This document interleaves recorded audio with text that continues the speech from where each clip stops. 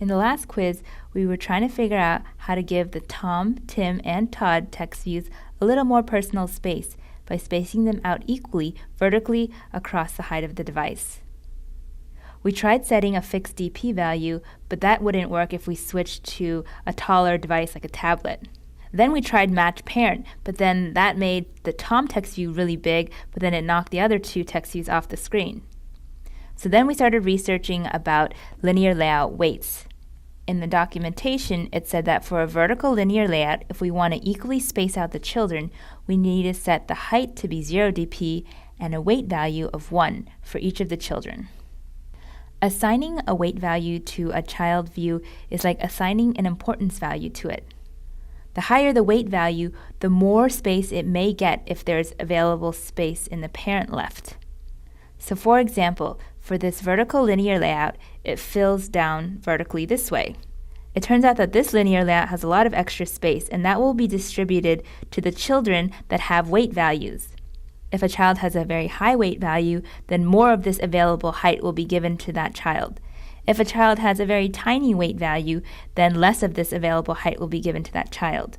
I can show you what it looks like. I'm going to set the height of this child to be 0 dp and then give it a weight of 1.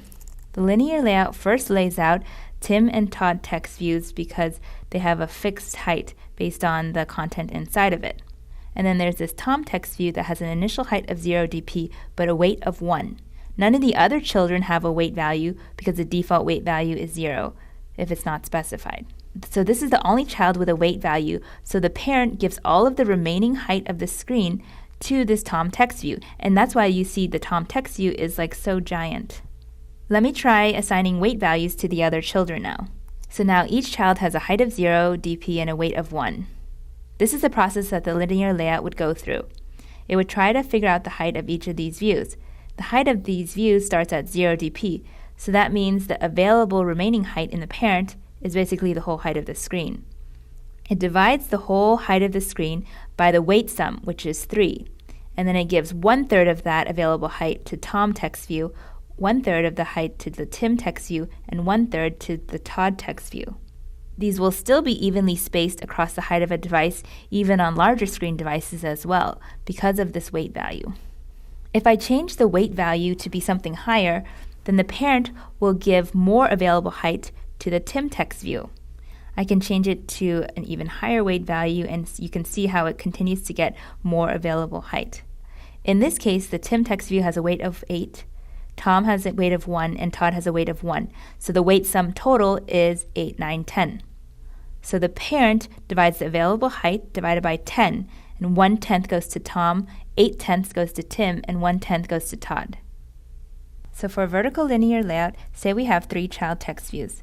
We set the initial height to be 0 dp, so they're all stacked up at the top of the screen with 0 height. That means the parent has all this extra height available. If I set a weight of 1 on each child text view, then the available parent height will be distributed equally across each of the children. The same would work for a horizontal linear layout.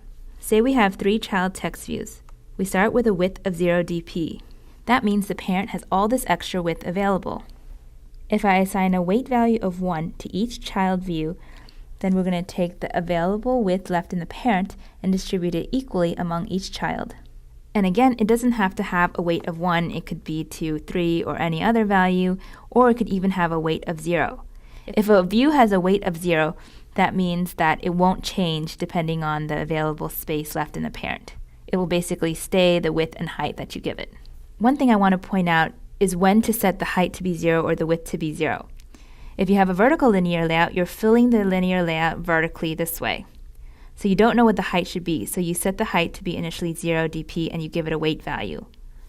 Similarly, for horizontal linear layout, you're filling it horizontally, so you don't know the width yet of the child views, so you set the width to be 0 dp and give it a weight value. Essentially, you can think of assigning a weight value to a view as being able to stretch it out depending on how big the parent view is. This is good for filling in the available space within a small device or a large device. Here are a couple examples in real life where layout weights are really useful. This is the Google Hangouts app. You can use it to chat with your friends or send sleepy penguins to them. In this bottom part of the screen here is where you send your message. Let's look at this layout down here a little more closely. It's a horizontal linear layout because it's laid out in a horizontal row. It's made up of an image view, an edit text field where you can enter text, and then another image view. Now the height of each of these views is actually wrap content because it wraps to the content inside of it.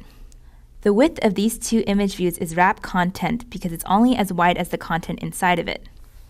We give it a weight of 0 because we don't want it to be any bigger than this, even if there's lots of space in the parent left over. Setting the weight of 0 ensures that it will only be wrap content for width and height, and it won't change. We want it to stretch so that it's a little bit bigger on larger screen devices, and we want it to shrink if it's on smaller screen devices. So we set the width to be 0 dp and the weight to be 1.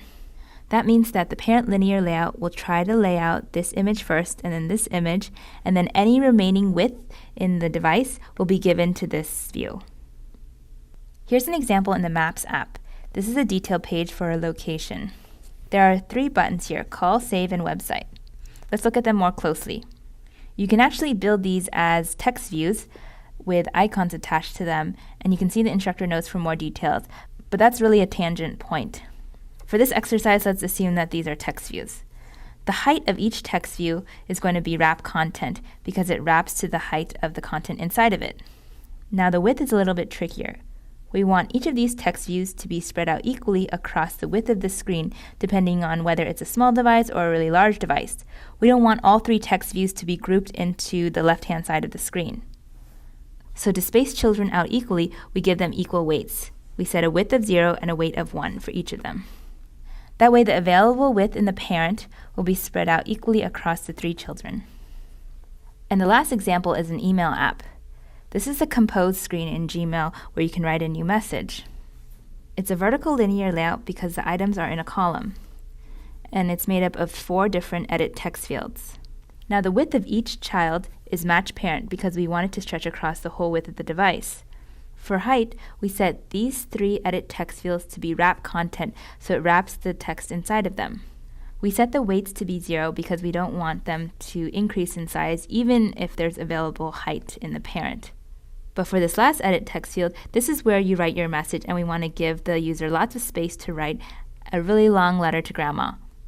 So we set the height to be 0 dp and we give it a weight of 1. So if the parent has any available height left, it will be given to this child edit text field. On a larger screen device, the compose email field will be a little bit taller, and on a smaller device it will be a little bit smaller. Now it's your turn to practice. We want you to go ahead and build this layout in the Xml Visualizer. You can start with the XML that we've provided below. Here are a couple tips. When you try to tackle something like this, try to first determine the width of each view, and then go ahead and try to determine the height of each view. Also, make sure that the image takes up any remaining height in the parent linear layout. So on a smaller screen device, it will take up less height. On a larger screen device, it will take up more height. Okay, go for it. Check this box when you're done.